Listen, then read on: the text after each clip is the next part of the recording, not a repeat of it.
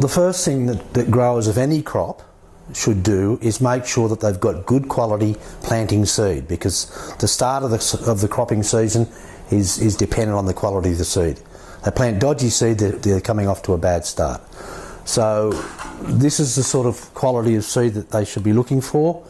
All the seeds on that plate have germinated well, and there's no evidence of any moles or fungal pathogens. So that's good quality planting seed. That came from Moree from last year's crop, and we've advised the grower that it's fine to plant.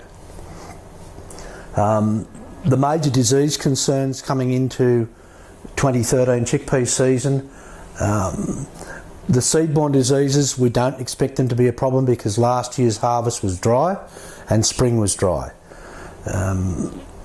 Viruses are pretty much outside the realm of the growers within crop management.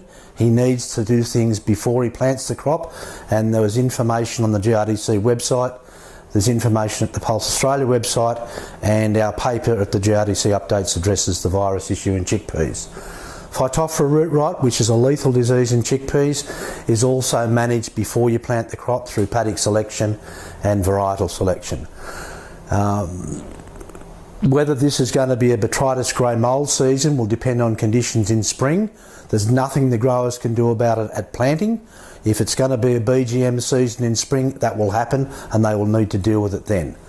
The one thing that they can do now is make sure that they understand their ascochyta risk.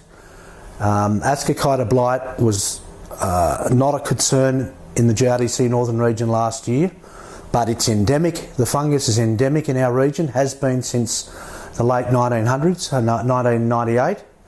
And if the conditions are favourable for ascochyta blight, it will show up. So the biggest risk, plant disease risk this year to chickpea growers is complacency, and in particular complacency about ascochyta. We have very good management packages for the current varieties and the most recent varieties. Those that have been released since 2005 and later have quite useful resistance to ascochyta, which means that growers don't need to spend as much money on fungicides. And it also means that if they miss a fungicide spray, the consequences of that missed spray are not as dire.